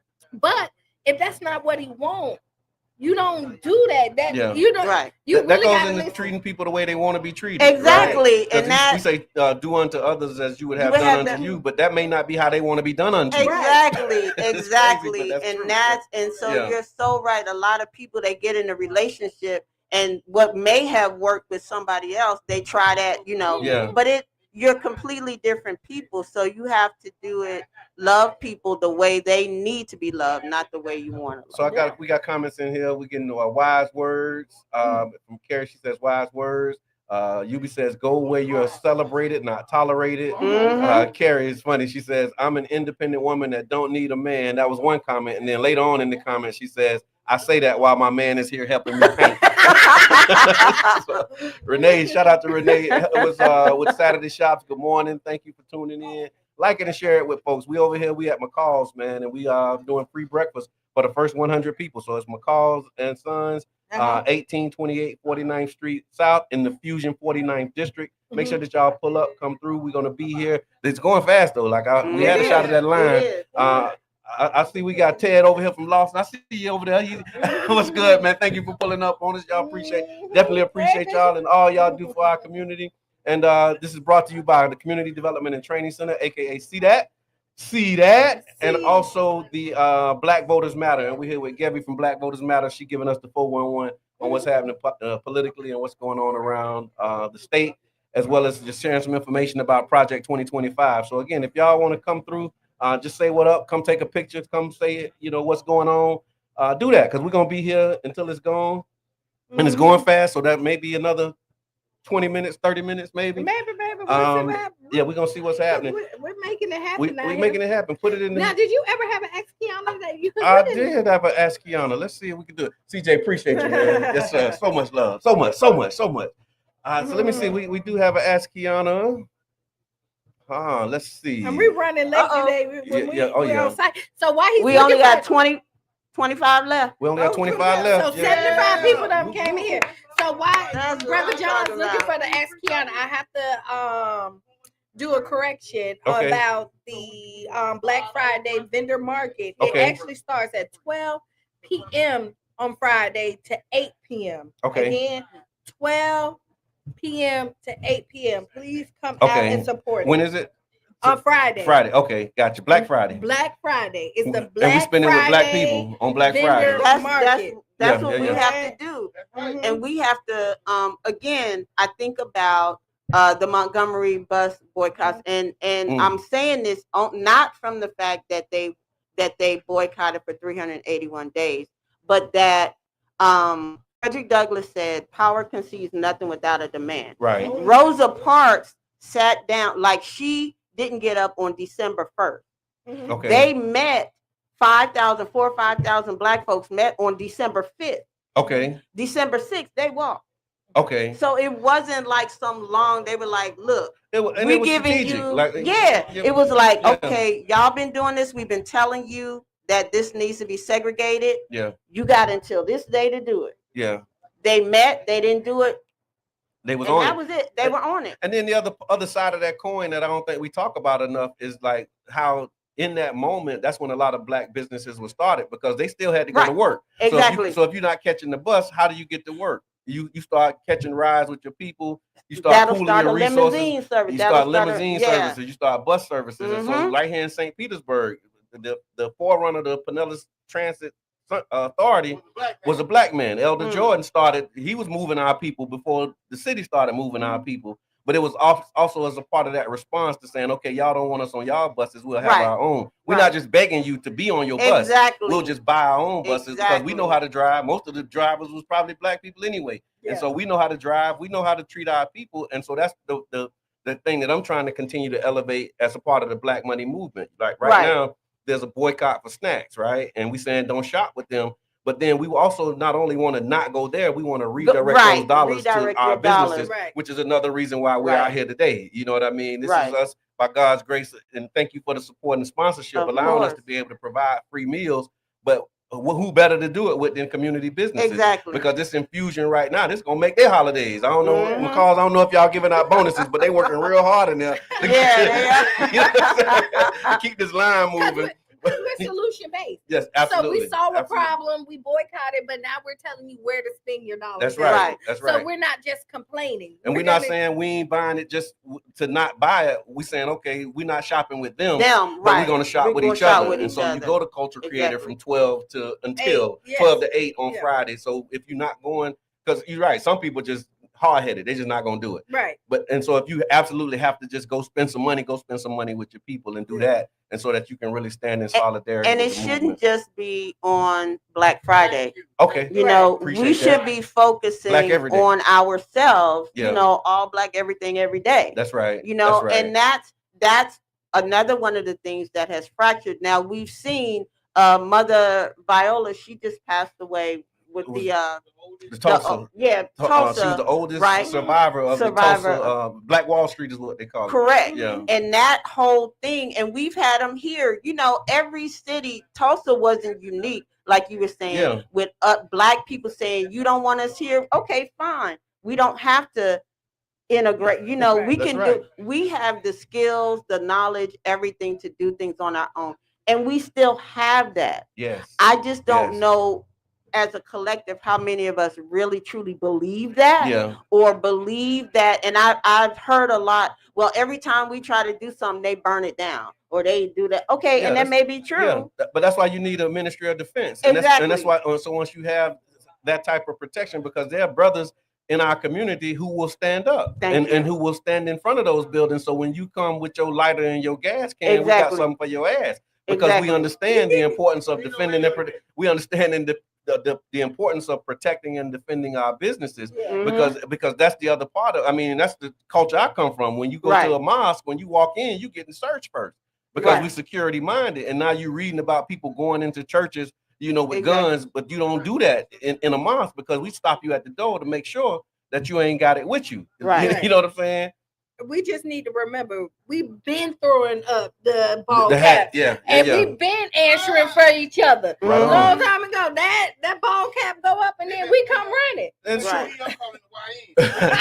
And that's what we need to call.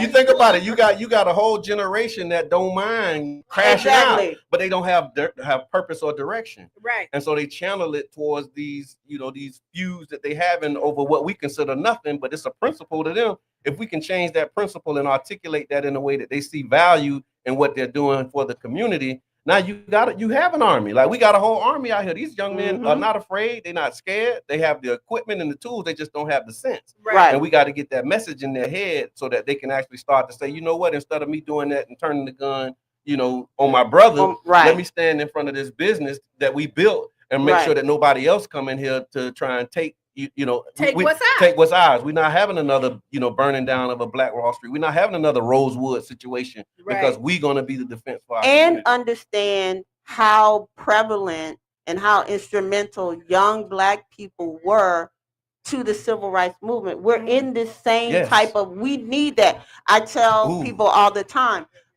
in Greensboro, those 4 young men who sat down at that Woolworth lunch counter, they were 18-year-old college freshmen. I think Dr. King was like 25 or something when he was leading the boycott. John Lewis was 19. Like you have all these, the children's march where you had kids in middle school who were like, you know what, we're not going to do that. And understand your power. Understand that young people, you have, for people like, again, with Charles Malden, who was 60 years ago with John Lewis. He's in his 80s now. He can't do it. But you can. You know what I'm saying? You're 19, 20. And so now, because Malcolm X was and Martin Luther King, they both were 39 when they were assassinated. They were young. They weren't even 40. Exactly. And they had a body of work before they died. So it's telling you when they started. They started in their late 20s in some cases.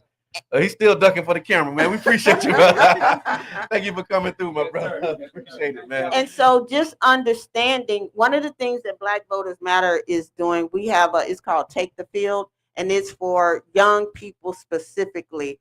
We did a whole documentary about young people being involved in this process. We're taking a bus of young people in February to the Capitol in Tallahassee.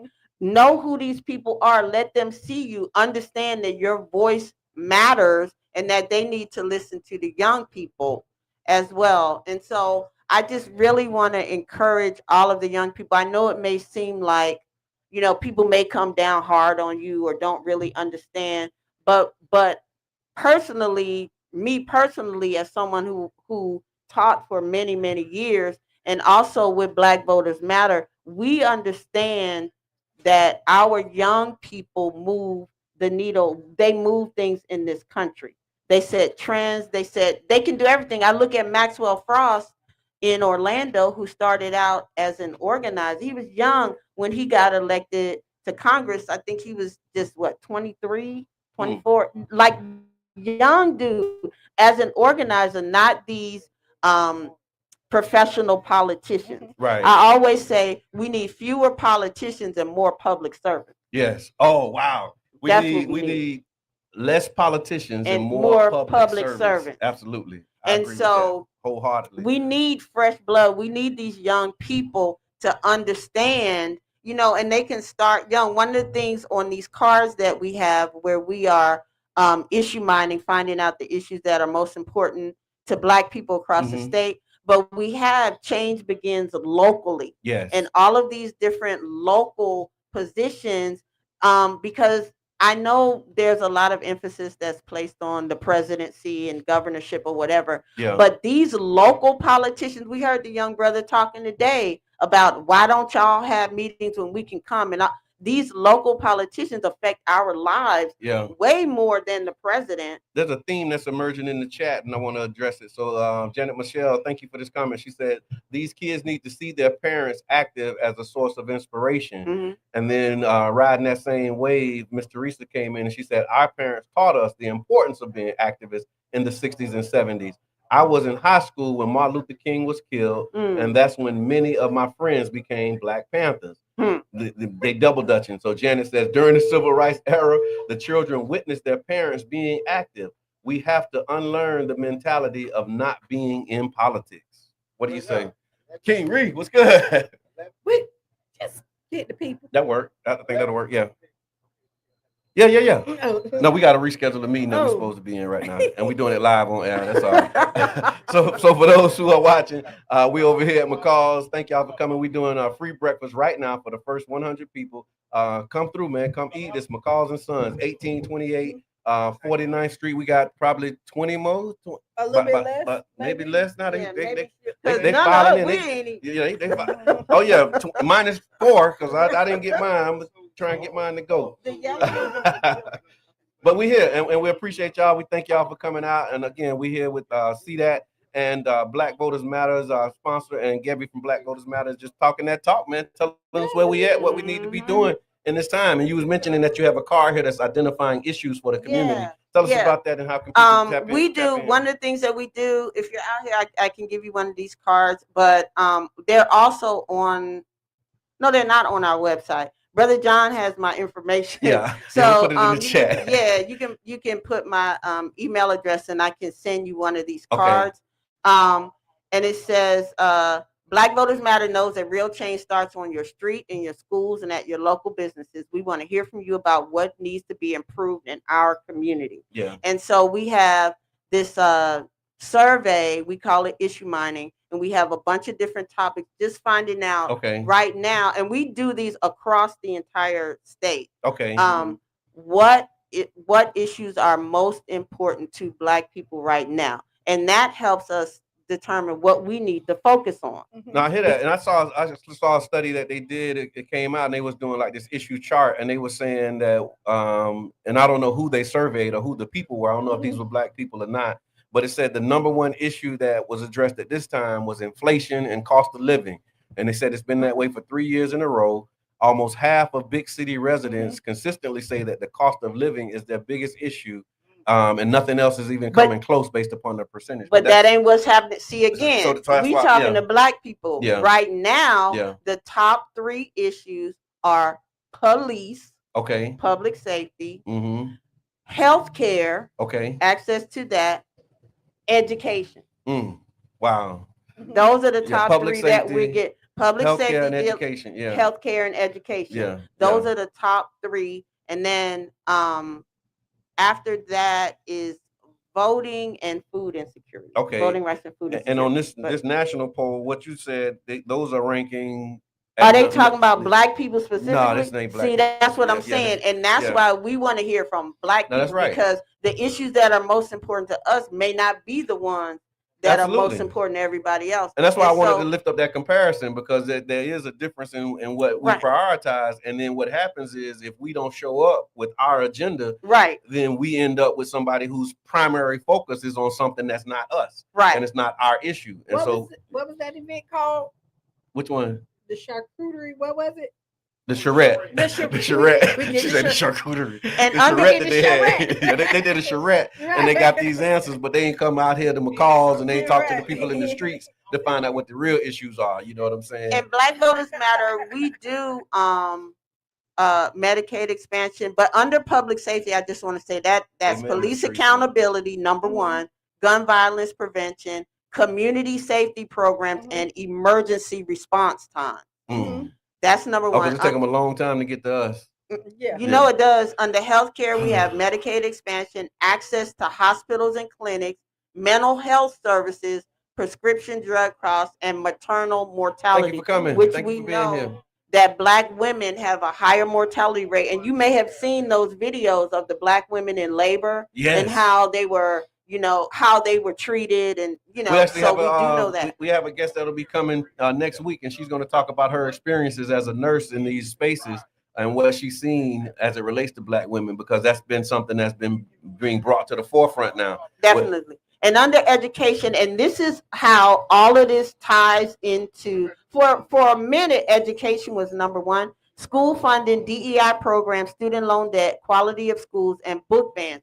Now, all of this redistricting and all of this push to eliminate public schools, that all is a part of education, because once they take the funding, then you're not going to have the quality of education. You know what I'm saying? Watch this. So they also under appraise our properties. Exactly. And so when you under appraise our properties, property values pay for education in schools. Right. So now you don't have as much money in schools because your property values have been lowered just because of where you live. One of my sisters, you that get it, because if your neighbor was white and had the same house, they get a different appraisal. One of my sisters is she's in real estate, and when she stages houses, and you've seen the things, if you're black, they want you to take stuff out your house so that they don't know that it's a black family that's selling this property.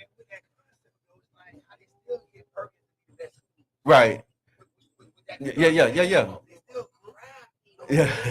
No, what they do is they have these choices now that way you can actually choose what school you go into. Yeah. And now you're on a waiting list for a school in your neighborhood. Duvet, thank you for coming through. We got Duvet in the building, man. Closer to our dreams, man. Doing all kind of amazing things. Y'all follow and check him out on social media, all the sites, brother. Thank you for supporting always, brother. Everything. And can I say this? He's always for us. And I might, some people might get mad at me about this, but I don't really care. But I'm gonna say it. I was a professor for many years, and one of the places I taught was at Morehouse. Hank, what's good, man? And when I got to Morehouse, I would have young black men come in my office in tears, and they'd be crying because they said when their parents sent them to Morehouse, and that was the first time they had been around black people their whole lives. Wow. So what happens is a lot of times when some black people, not all, they get a little money, you get what I'm saying? Yeah. Then they leave everything behind. I'm gonna tell you this though, Gabby, that's what we was taught. The whole goal was coming up was you gonna make money, get a good education, so you can get out of the hood. I'm not even talking about the hood. No, I'm telling you, they didn't tell us. So we have that same problem with the black intelligentsia because the whole message was to leave. Yeah, but no, I'm saying they know who I'm talking about. I'm not even talking about the hood. I'm talking about blackness. I went to college with a girl who was a dark-skinned black woman. She said her father told her she couldn't wear braids because that was too black, except he ain't say black. He said, so I'm talking about you make a little money and you not only move, because not all of us are in the hood. You know what I'm saying? That's right. So you move away from blackness because a lot of people think that the more money they make, that puts them in closer proximity to whiteness. Yeah. So you're going to leave all that. You're not going to tell them their history. You're not going to tell them. And so they're in my Amber office. said that Amber was on our radio show, president of Wildwood Heights Neighborhood Association. I hope she can tap in and hit us. But she said that was her reality too. She said that she was the black kid who was always in classes with the other white children. And then a few years back, she started to like reclaim her blackness because we were asking her what motivated her to get involved and do this. And she said she just got reconnected with her blackness, and that's what activated her. But she had a similar experience. And I'm talking about people right here locally. I'm bearing witness to what you're saying. And that's a big issue with us. But I understand that's what we were taught, that if we to get out. But then you look at Tulsa, you look at Roseville, you look at all these other black cities where they were prospering and thriving. With black people, amongst them. I was just watching. There's a great documentary on Peacock called High Horse, the Black Cowboy, and it's all about not only just black, not only Jordan Peele did it. Not only just black cowboys, but how black farmers and black, like how all of this stuff was with us, and you're seeing all of these black people with thousands of acres of land and all of this, and us not understanding that, when grandma died, grandpa died, don't sell the land. Don't sell the house. Keep that, it's worth something. The value of it. That's where the dignity is. That's where the power is in the ownership of the land. They're not only teaching us that, they're showing us. Like you look, and this is why black media is so important. Very like what we are doing, being able to tell our own stories. Because when you look at magazines, you look at TV, and they say the American dream, they don't show us. Right. You know what I mean? And so when you're looking at striving for the best, you look at the picture that they paint. And it's white America. So when you say like you get away from your blackness because they demonize the blackness, right? and tell you to be a part of this American dream, you need to be over there with white America. And so you feel like when success comes, it's because you have now conquered over there. So let me ask Didn't you you hear this, what Pharrell Williams said? No. Well, he wasn't them new black. Talking about how, you know, he's not into politics and he doesn't do the whole DEI. And if you get something, it's because you're okay. He been a millionaire for a long time, and he been living in a world that we don't live in. Bubble, so you can say, "Oh, it ain't because of this, it ain't because of that." But when those cops killed his cousin, his black cousin in Virginia, who was he? Who was he trying to connect with? You were black then, right?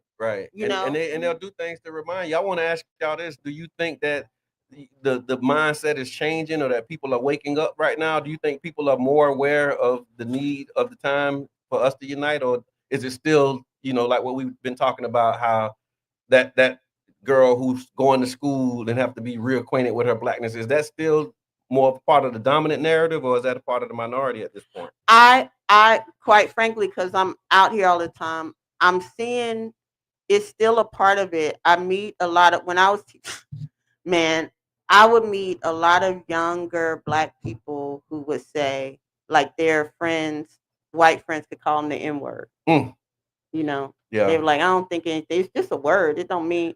And I'm like, they, you know, and then when you talk, it's that whole, because you want to get along. And y'all are in, it's a different time. So they see that as being a long time ago, and we stuck in the in the past, and this is the future type mindset.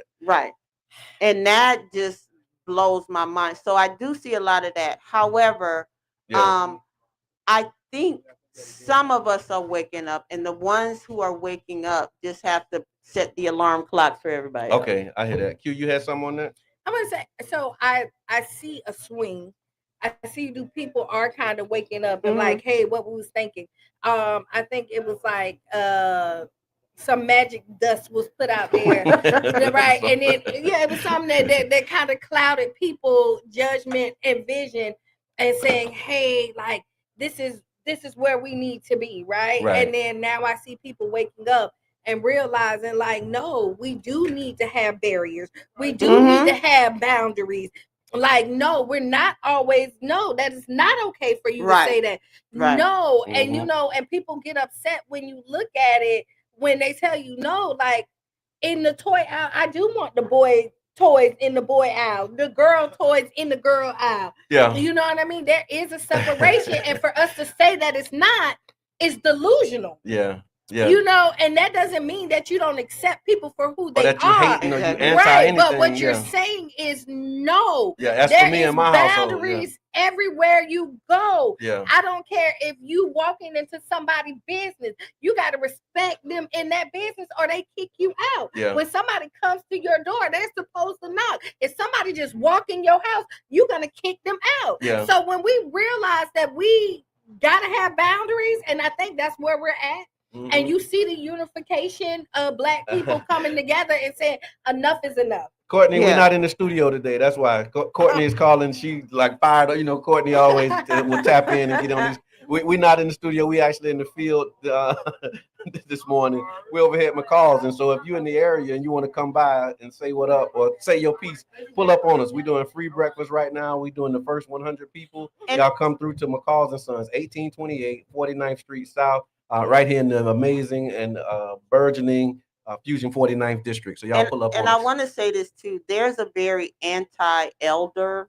You know, I hear a lot of I'm not my ancestors, and I say no. You're right. You're not your ancestors. No, I'm laughing because she was at the protest on Monday night, and somebody said that, and she was like, well, some of us are our ancestors. Exactly. Because and I appreciated you saying that in that moment. Like, because you know, you're like, I'm not my ancestors. Like, who told you that? Who told you that? And I'm feeling like, no, you're not your ancestors, because this is what your ancestors did. You ain't. This is how they did. You ain't as you saying it like you tougher. Exactly. But you're not as tough. You haven't gone through any of what they have gone through. Right. You know, and so, and still came out. Victoria still came out with it in there, as my grandma used to say, in my right mind. That's right. You know, because listen, my auntie Betty, everybody know my auntie Betty, right? She here in town right now. Okay. right? Because she came down. But like I sat and listened to stories because she's a part, like the original Black Panther crew and all that other stuff. And when we went up there and had them sit down and listen to these stories, y'all ain't ready. You are not your ancestor. I'm getting ready to tell y'all. Because Auntie Betty about it. Like I'm telling you, I ain't heard the story, but I just know I'm her. gonna tell y'all a story about my auntie. The truth.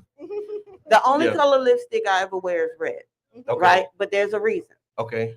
I grew up in Baltimore. My dad was he grew up in Fort Myers, but my grandmother's family was from Williston, Florida. And so every summer we would come down from Baltimore and we would spend the summer in Williston. Okay. And I had a great aunt. Her name was Honey, but we called her Auntie. And you could see she would be sitting on the porch, and you could see her lips. Her lipstick was so loud you could see it from the street, and that's how we knew she was on the porch. Turn it and pull it. So I loved Auntie. She was a former educator. I would run out the car, go sit on the porch, and she'd be talking. I mean, having all these brilliant conversations about literature and songs and everything. And she'd be talking to a man named Mr. Henry. Okay. The thing is, Mr. Henry wasn't there. Oh. Now let me tell you what happened. So she and he Mr. was there Henry, for her, but it was a relationship that only she had. Yeah, hold on. So she and Mr. Henry used to teach at the colored school. Okay. And every day he'd come and get her and they'd walk to the school. Well, one day he didn't show up. Okay. She went looking for him, and when she found him, he was hanging. And when they found her, she was sitting under him talking. And my grandmother said at that moment she came out of her mind. Okay. And so for me, wearing this, I'm about to cry. Yeah. Take your time. This, I wear my red lipstick for my auntie. Yeah. For Mr. Henry. Yeah. For all the people who saw those horrendous things. Like, I had never heard it expressed, like, come out of your mind. But how do you not, when you see your loved ones, hey, how do you survive that? And so for her, she just came out of that and went into what she knew, and that's how she was able to survive until she passed away. And so when people say I'm not my answer, no, you're not. You're not. Yeah. Amen. So listen, y'all, we got a few more meals that we gonna give away. Y'all gotta come quick because I think we may be down to about where we at. We're very close to the end, so we probably gonna stay here until about 10 o'clock because I think they're gonna be going by then. But definitely want to thank y'all for the support. Thank y'all for the love. Please share this with your friends, family. Tag somebody who needs to see this. We've been having a great conversation this morning. We want to give a shout out again to Black Voters Matter. And Gabby, thank you for your sponsorship of this and making this possible for us. Shout out to see that. Look at Mr. Edmond in the back. He's on post doing his thing. And I mean, it's just been an amazing experience. Free breakfast for the first 100 people at McCall's, McCall and Sons, 1828 49th Street in the Fusion 49th District. And definitely appreciate y'all coming through. Let's lighten it up because it got a little heavy right there, but it needed to because it's good because we need these to have these moments because it's a lot of times we don't confront the realities that we're facing or the trauma that are in our community. And to your point about hearing that mantra, that's kind of what kicked it off, was being out in the field and then somebody saying we're not our ancestors. The way that they were saying it was totally out of context. Right. You know what I mean? And so you provided amazing context for that. And so, because I was with Kiana, I'm like, you're right. You're not your ancestors because they was really about it. Right. But some of us are. Some of us still carry that. Right. And you was just sharing your story about how that impacts you in a real way. So I appreciate you taking that space. All right, so we're going to do Ask Kiana and then we're going to get out of here. Okay, go ahead. Ask Kiana to work. Okay, hold on, Mr. Teresa. I gotta shout out Mr. Teresa Jones. Pull up. Thank you so much for coming through. And so look, she coming to get that last one. We got 99 gone, and she coming to get 100. Save one for no, ain't nothing old about you, Miss Teresa. Older, but never old. Always in season. All right, so Ask Kiana is brought to you by the One Community Grocery Co-op, ocgc.coop, and here it is. Kiana, I've been with my girlfriend almost a year. We met each other's families, been through ups and downs, and even talked about moving in together next year. But despite all that, she still hasn't posted me on her social media, not one picture. What's more, her relationship status is still set to single. When I brought it up, she brushed it off and said she doesn't owe anyone online an explanation about her life. Thing is, she's very active online. She posts everything else, her outfits, her friends, even what she had for lunch, but somehow I'm invisible. I'm not trying to be insecure, but it's starting to feel like she's hiding me. I've never pressured her before, but now I'm wondering, am I being too sensitive or is this a real sign of something deeper?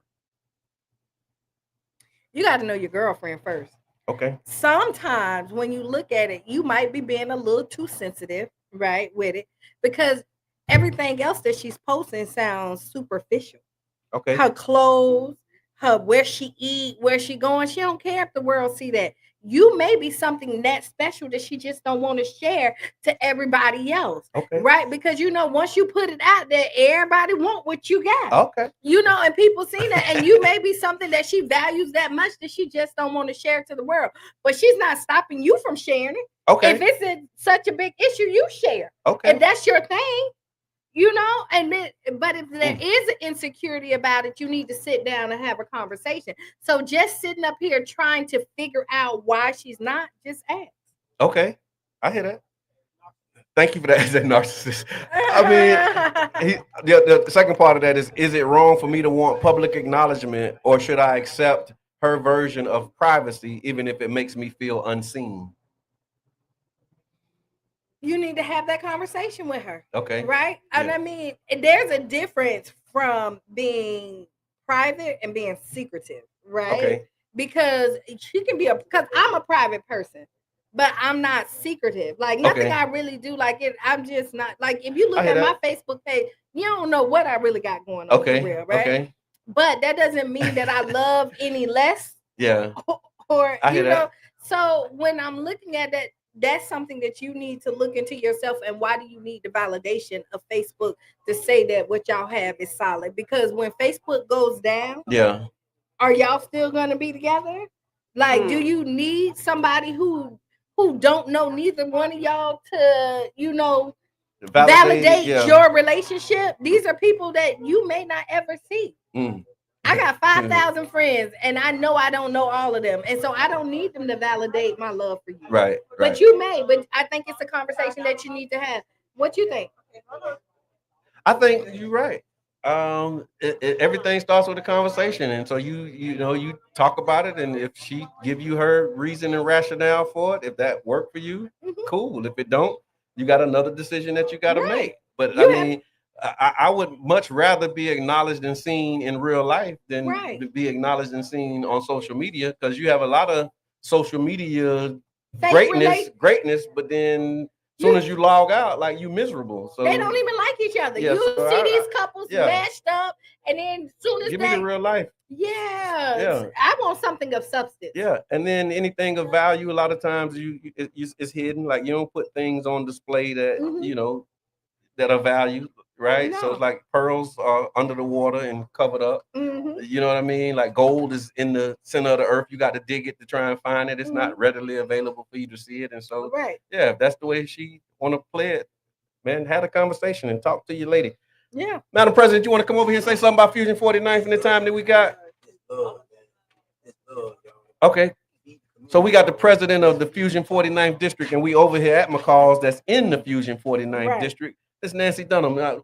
Say something to the people. Tell them about the gun line, boss. No, I'm actually want to congratulate you guys and thank you for actually coming here and being present on this Fusion 49th Business District. We do want to get more visibility down here for intentionally for more businesses down here, and also so both cities can recognize that we are here and we want that conclusion. Inclusion is that we actually wanted to happen before. I did want to bring awareness to an event that we're getting ready to come up again. It's going to be right across the street from where we're at right now in our Trolley Market Square. That is for December the 13th. So for those who haven't known already, we have just had our first event. Yes. Partnership with Saturday Shop with Miss Renee Edwards. Shout out to Miss Renee Edwards. She was on here. She was in here. So that's going to be, the second one is actually coming up now, December the 13th. It will be running from 12 o'clock to 6 p.m. All is welcome. Yeah. And that, again, that is like a mixture of the city of Gulfport and the city of St. Pete. I also want to give a big shout out to the city of Gulfport because they have been coming through for us for Fusion 49. So I appreciate everything about them over there. I just have one problem. I got to get my city of St. Pete aboard. Okay. But that's something I'm be intentionally on. And we're talking about the city with the capital C, not like the officials. It's so much more than downtown. So I want you guys to remember that we're up here, and we need support. We need help. That's Businesses are struggling just like any other business. And we want you guys to stop and recognize us and actually take us serious because we're really here and we're struggling. We're part of the city. You guys claim that, we are St. Pete and we are St. Pete. So show us that we are St. Pete. That's right. On the southwest side, because you'll do it downtown. You'll do Grand Central. You'll do Edge. You'll do MLK. So make sure that y'all come on the southwest side over here and tighten up, man. And they just recently started our small business launch that we just did yesterday with the mayor and Representative Kathy Castor. Yeah. So we went on a trip. We got on the buses and stuff like that with all the different small businesses around town. So that is the start of it. Okay. So hopefully these people on this corridor here and some of businesses on the corridor has their bingo cards, and pretty much everyone goes around from business to business and gets stickers from everything that they patronize on the day. Okay. And after that, they cash it into the city hall or greenhouse, and they'll give them a gift for all that there. So like business bingo. So that has started. Okay, that's amazing. Nice. Thank you for that. The shout out and the announcement and all the work that you've been doing to get us to this point with Fusion 49th. I mean, I know it's been a labor of love for sure. Yes. It get rough sometime. If you've done any community organizing, y'all know exactly what I'm talking about. So I want to thank you publicly for your standing in the gap and really making sure that this need happens. Ted, thank you for all that you do in the community, man. Appreciate you coming through. You ain't got your plate. You must ate it inside. Oh, you got to carry it. You came and got loaded up. That's what's up. So thank you, Madam President. Right, I appreciate it so much. So listen, y'all, I think we probably there. We got like 5 more minutes. We got 5 more minutes and 2 more meals. So we got to land this plane because I ain't get mine. I think once we get ours, it's good. Thank you for coming, my brother. Yeah. So we got to get our breakfast. So again, free breakfast. That's what I'm doing. I'm doing it. I'm doing it right now. I'm doing it right now. All right, we going, y'all. Bye. That's what you want me to do? Okay. I'm about to roll my eyes and I did. But no, actually today was a great day. The weather's beautiful. I hope everybody enjoy their family tomorrow, regardless of where's your stand. Oh, this is our Thanksgiving episode.